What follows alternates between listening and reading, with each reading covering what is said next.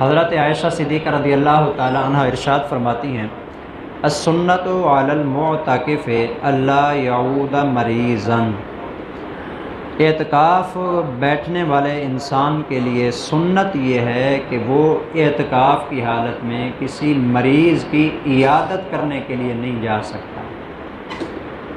سب سے پہلے مسئلہ یہ سمجھیں، اعتکاف کہتے ہی اسی کو ہیں کہ آخری عشرے کے اندر مسجد کی حدود کے اندر انسان اللہ کی رضا کے لیے آ کے بیٹھ جائے کہ نبی اکرم صلی اللہ علیہ وسلم کی سنت ہے تو میں بھی اس کے اوپر عمل کرنا چاہتا ہوں، تو مسجد کی حدود کے اندر جو کام کرنا چاہے وہ کر سکتا ہے۔ مسجد کی حدود سے بلا ضرورت چند لمحوں کے لیے بھی اگر یہ باہر نکل گیا تو اس کا اعتکاف ختم ہو جائے گا، اس کا اعتکاف فاسد ہو جائے گا۔ اور مسجد کی حدود سے مراد مسجد کا وہ ایریا ہوتا ہے جہاں پر نماز ادا کی جاتی ہے، تو جہاں نماز ادا نہیں کی جاتی وہ مسجد کے حصے میں شامل نہیں ہوتا۔ جس طرح کہ یہ مسجد کا وضو خانہ ہوتا ہے، جوتوں والی جگہ ہوتی ہے، بیت الخلاء ہوتے ہیں، اسی طرح بعض مساجد ہوتی ہیں کہ جن کے اندر کوئی الگ جگہ بنی ہوئی ہوتی ہے جو کسی اور ضرورت کے لیے استعمال ہوتی ہے، اس میں نماز کی ادائیگی نہیں ہوتی، تو ہر وہ جگہ کہ جہاں پر نماز کی ادائیگی نہیں ہوتی وہ مسجد میں شامل نہیں ہے۔ یہی وجہ ہے کہ آپ یہ دیکھیں کہ یہ ساتھ والا کمرہ ہے جس کے اندر اذان دی جاتی ہے، یہ چھوٹا سا ساتھ دفتر ہے، یہ بظاہر دیکھنے میں تو مسجد کے اندر ہی شامل ہے، لیکن کوئی اعتکاف والا بلا ضرورت ان دو کمروں میں سے کسی کمرے کے اندر کوئی چیز اٹھانے کے لیے چلا جاتا ہے، اٹھا کے فوراً آ گیا، اعتکاف فاسد ہو جائے گا۔ تو اعتکاف کا مطلب ہوتا ہے اللہ کا حکم مان کے مسجد کے اندر آپ نے آ کے پکا پکا بیٹھ جانا ہے۔ چنانچہ جب مسجد کے اندر آ کے اعتکاف کی نیت کے ساتھ بیٹھ گئے، اب کالونی کے اندر محلے کے اندر کوئی بندہ بیمار ہو گیا، اس کو شوق ہو گیا کہ بھائی بیمار کی عیادت کرنے کا بڑا ثواب ہے، چلو یہ بھی میں جا کے حاصل کر لیتا ہوں، یہ بات ہے جی۔ پہلا مسئلہ یہ ہے کہ جو معتکف ہوتا ہے وہ کسی بیمار کی عیادت کے لیے نہیں جا سکتا۔ اللہ اکبر! آپ کو معلوم ہے، آپ جانتے ہیں وہ حدیث آپ کو یاد ہے جو میں نے کئی دفعہ پہلے بھی سنائی ہے کہ جس کے اندر رسول اللہ صلی اللہ علیہ وسلم نے ارشاد فرمایا، بیمار آدمی کی عیادت کرنے کے لیے جو بندہ جاتا ہے نا، اس کا ثواب بتانے لگا ہوں، ثواب کتنا ہے۔ حضور علیہ الصلوۃ والسلام نے فرمایا کہ کوئی بندہ فجر کے وقت نماز پڑھنے کے بعد کسی بیمار آدمی کی جا کے عیادت کرنے کے لیے اتنا سا اس کو جا کے پوچھ لیتا ہے کہ بھائی آپ کیسے ہیں، اللہ آپ کو صحت عطا فرمائے، 5 منٹ لگے، 2 منٹ لگے جی، حضور نے فرمایا کہ پورا دن اس آدمی کے لیے 70,000 فرشتہ مغفرت کی دعا کرتا رہے گا۔ اور اگر شام کے وقت یہ چلا گا کسی بیمار کی عیادت کے لیے، پوری رات حضور نے فرمایا کہ 70,000 فرشتہ اس آدمی کے لیے مغفرت کی دعا کرتا رہے گا۔ صحابہ کرام کا معمول تھا جب کسی بیمار کی عیادت کرنے کے لیے جاتے نا، وہ دن اور رات کو دیکھتے تھے کہ اس وقت راتیں بلی چل رہی ہیں کہ دن بڑے چل رہے ہیں۔ جس طرح کہ ابھی گرمی کا موسم ہے، دن بڑے ہوتے ہیں، راتیں چھوٹی سی ہوتی ہیں، وہ صبح صبح نکل جاتے تھے عیادت کے لیے جی۔ اور اگر راتیں بڑی ہوتی جس طرح سردیوں کی ہے، مغرب کے بعد نکل جاتے۔ پوچھنے والا پوچھتا کہ یہ کیا مسئلہ ہے، کبھی آپ رات کو نکل جاتے ہیں اور کبھی دن کو؟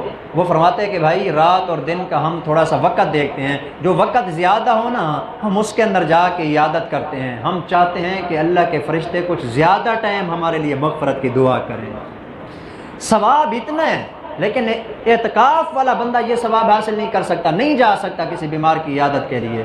یہاں میں نے کہا تھا کہ ایک پیغام دینا چاہتا ہوں جو پوری امت کے تمام انسانوں کے نام ہے، وہ یہ ہے کہ دین اپنی خواہش کو پورا کرنے کا نام نہیں ہے، دین اپنی خواہش کو پورا کرنے کا نام نہیں ہے، دین نام ہے اللہ اور اس کے رسول کے احکام پر عمل کرنے کا۔ پہلے اللہ اور اس کے رسول کا حکم یہ تھا کہ بیمار کی عیادت کے لیے جانا ہے، جب اعتکاف میں بیٹھ گئے اب اللہ کے رسول کا حکم آ گیا نہیں جانا۔ پہلے بیمار کی عیادت کے لیے جانا ثواب تھا، اب بیمار کی عیادت کے لیے نہ جانا ثواب ہے۔ ہم نے وہی کرنا ہے جو اللہ کے پیغمبر نے بتایا ہے۔ اس لیے یہ بہت بڑی اہم بات ہے جو میں نے بتائی ہے جی۔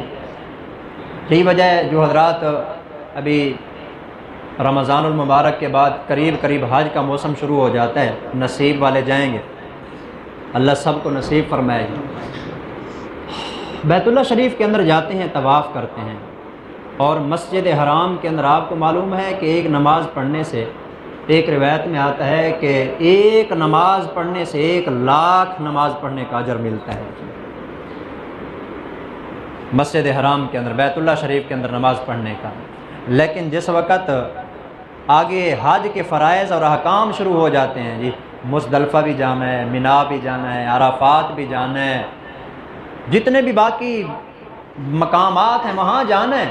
خاص طور پر 9 اور 10 کا جو دن ہے نا، وہ بہر ہی گزرتا ہے، حرم شریف میں نماز نصیب نہیں ہوتی۔ اور یہ جو مینا ہے یا مزدلفہ ہے یا عرفات کا میدان ہے، یہ کوئی شہر ہے؟ جنگل بیابان ہے، ادھر ادھر سارے پہاڑ ہی پہاڑ ہیں، درخت نہیں ہے وہاں پر۔ اب کوئی لگا دیے انہوں نے تو اور بات ہے، درخت نہیں ہے، چھاؤں نہیں ہے، خالی کالے پہاڑ ہیں، وہاں پر جا کے رہنا ہوتا ہے۔ مسجد حرام کی نماز چھوڑی اور جنگل میں جا کے پڑے ہوئے ہیں۔ یا اللہ اتنی بڑی برکت والی نماز، اللہ فرماتے ہیں برکت والی نماز نہ دیکھو، یہ دیکھو میرا حکم کیا ہے۔ اللہ کا حکم یہ ہے بیت اللہ شریف کو چھوڑ کے تم نے میدان عرفات کے اندر چلے جانا ہے۔ جی وہاں گئے، یہاں نماز پڑھتے 1,00,000 نماز کا ثواب ملتا، وہاں گئے نماز سے تو محروم ہو گئے، اللہ کے حکم پر عمل کیا، 1,00,000 نماز سے بھی اللہ اجر زیادہ عطا فرمائے۔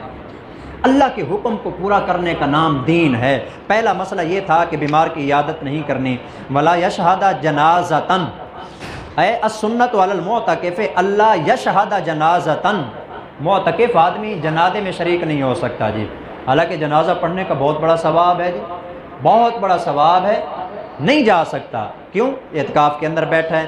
تیسرا مسئلہ ولا یمس المرأۃ، اگر کسی کی بیوی ہے، وہ اعتکاف کی حالت کے اندر اس سے ملنے کے لیے آ جاتی ہے، جی شہوت کے ساتھ، بیوی کو بیوی ہونے کی حیثیت سے جو بندہ کبھی کبھی اس کو ہاتھ لگاتا ہے، اپنی بیوی کو شہوت کے ساتھ اعتکاف کی حالت میں ہاتھ لگانا بھی جائز نہیں ہے۔ ویسے وہ آ سکتی ہے، مل سکتی ہے، ملاقات کر سکتی ہے مسجد کے کسی کونے کے اندر۔ جی نبی اکرم صلی اللہ علیہ وسلم کے بارے میں ایک واقعہ آتا ہے، آپ علیہ السلام حالت کے اعتکاف میں تھے مسجد نبوی کے اندر۔ نبی اکرم صلی اللہ علیہ وسلم کی ایک خاتون جو ہے نا، غالباً حضرت صفیہ ہیں، جی وہ تشریف لاتی ہیں آپ علیہ السلام سے نا ملاقات کرنے کے لیے۔ آپ علیہ السلام کے ساتھ تھوڑی دیر بیٹھی۔ آپ علیہ السلام کی عادت مبارکہ تھی، یہ مسجد کے اندر نا کوئی کپڑا لگا کے نا الگ جگہ بنا لیتے، اس کے اندر اعتکاف کرتے تھے۔ اس کے اندر تھوڑی دیر بیٹھی، بیٹھنے کے بعد جو واپس جانے لگی نا، رسول اللہ صلی اللہ علیہ وسلم مسجد کے کنارے پر اس کو باہر چھوڑنے کے لیے چلے گئے، باہر روانہ کرنے کے لیے گئے اپنی خاتون کو، اپنی زوجہ محترمہ کو۔ جب آپ علیہ السلام وہاں پر کسی خاتون کے ساتھ کھڑے ہوئے تھے، 2 انصاری صحابی نہ وہاں سے گزرے، انہوں نے دیکھا رسول اللہ صلی اللہ علیہ وسلم جو ہے کسی عورت کے ساتھ کھڑے ہوئے ہیں۔ انہوں نے جب یہ منظر دیکھا نا، ذرا تیز قدموں سے نہ چلنا شروع ہو گئے کہ پتہ نہیں حضور کیا بات فرما رہے ہوں گے۔ تو جب وہ تیز چلنے لگے، آپ نے ان دونوں کو پیچھے سے بلند آواز کے اندر بلایا، فرمایا کہ واپس آؤ۔ جب وہ دونوں واپس آئے نا، آپ علیہ السلام نے فرمایا کہ یہ عورت جس کے ساتھ میں گفتگو کر رہا تھا نا، یہ میری اپنی بیوی ہے۔ یہ عورت جس سے میں گفتگو کر رہا تھا، یہ میری اپنی بیوی ہے، یہ کوئی اور عورت نہیں تھی۔ مت کہ تمہارے دماغ کے اندر یہ بات آ جائے کہ اللہ کے پیغمبر پتہ نہیں کس خاتون کے ساتھ گفتگو کر رہے تھے۔ وہ صحابہ کرام کہنے لگے سبحان اللہ یا رسول اللہ، ہماری مجال آپ کے بارے میں، رمضان کے اندر اعتکاف کی حالت میں مسجد میں آپ کے بارے میں ہم یہ سوچیں کہ حضور کسی اور خاتون کے ساتھ گفتگو کر رہے تھے۔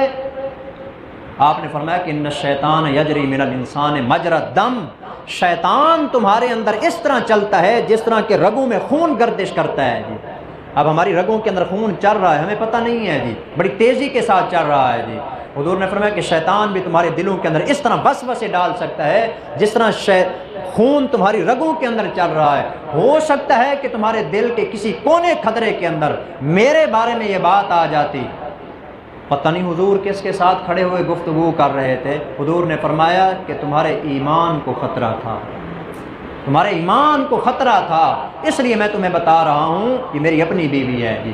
تو اس سے دو مسئلے ثابت ہوئے، ایک یہ ہے کہ خاتون اگر آنا چاہے کسی ملاقات کے سلسلے میں شوہر کے ساتھ اعتکاف کی حالت میں، وہ ملاقات تو کر سکتی ہے، لیکن اس کو شہوت کے ساتھ چھونا یا اس کو ہاتھ لگانا یہ ناجائز ہے۔ اور دوسرا مسئلہ ایسا یہ ثابت ہوا کہ تہمت والی جگہوں سے بچنا چاہیے جی، جہاں تہمت کا خطرہ ہو نا وہاں پر نہیں جانا چاہیے۔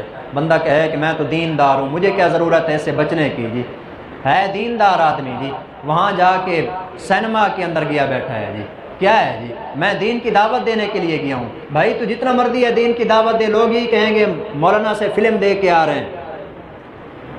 لوگوں نے تو ظاہر کو دیکھنا ہے۔ ایک آدمی یہاں مسجد کے اندر آیا بیٹھا ہے، لوگ یہی سمجھے کہ نماز پڑھنے کے لیے آیا بیٹھا ہے، ہو سکتا ہے کہ اس کا پروگرام ہو، سلام پھرے اور میں نکلوں اور کوئی اچھا سا جوتا لے کے جاؤں، جوتا چرانے کے لیے آیا بیٹھا ہے۔ لوگوں نے ظاہر کو دیکھنا ہوتا ہے، ظاہر کے اوپر کچھ تھوڑی سی زندگی گزارنی چاہیے، دیکھنا چاہیے یہ کام مناسب ہے یا نہیں ہے، اس کے مطابق کرنا چاہیے۔ تو اس لیے تیسرا مسئلہ تو یہ بیان کیا۔ چوتھا مسئلہ ولا یباشرھا، اور عورت کے ساتھ مباشرت نہیں کر سکتا۔ مباشرت کا مطلب ہوتا ہے مرد کا اپنی عورت کے جسم کے ساتھ اپنے جسم کو ٹچ کر دینا، ملا دینا جی، یہ بھی اعتکاف کی حالت میں جائز نہیں ہے۔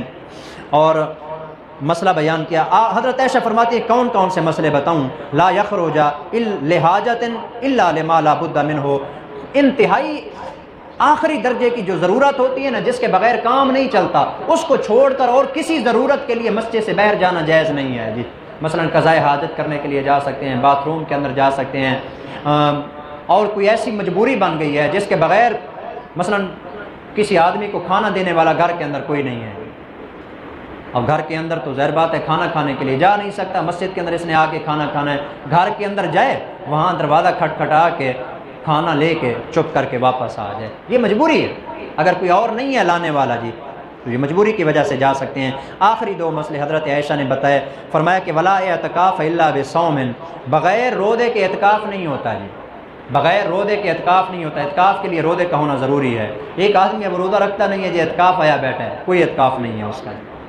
جس طرح خاتون ہوتی ہے گھر کے اندر اعتکاف کرتی ہے جی، کر سکتی ہے، گھر کے اندر عورتیں اعتکاف بیٹھ سکتی ہیں، لیکن بعض خواتین ایسی ہوتی ہیں اعتکاف کے دوران ان کو ماہواری شروع ہو جاتی ہے، روزہ ختم ہو جاتا ہے اس کا، روزہ ختم ہونے کے بعد اس کا اعتکاف بھی ختم ہو جاتا ہے، تو بغیر روزے کے اعتکاف نہیں ہوا کرتا۔ اسی طرح اگر کوئی آدمی ایسا تھا جو مسجد میں اعتکاف بیٹھا تھا، کسی وجہ سے اس کا روزہ ختم ہو گیا جی، مثلا کلی کر رہا تھا، پتہ تھا میرا روزہ ہے، پانی اندر چلا گیا، روزہ گیا تو اعتکاف بھی گیا جی۔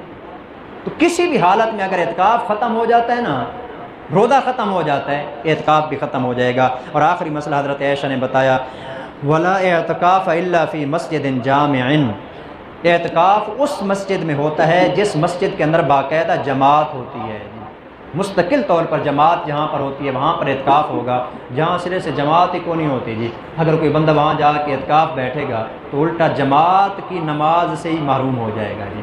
تو اس لیے ایسی مسجد کے اندر اعتکاف کرنا چاہیے جو بڑی مسجد ہوتی ہے اور جماعت والی مسجد ہوتی ہے۔ تو یہ چند ایک مسائل تھے جو اعتکاف کے حوالے سے ہیں، معتکفین حضرات اس کے اوپر توجہ دیں گے اور دوسرے حضرات بھی اس کے اوپر توجہ دیں گے۔ جو میں نے پیغام دیا تھا کہ دین اپنی خواہش کو پورا کرنے کا نام نہیں ہے، دین اللہ اور اس کے رسول کی بات کو ماننے کا نام ہے۔ اللہ ہم سب کو عمل کرنے کی توفیق عطا فرمائے۔ وما علینا الا البلاغ المبین۔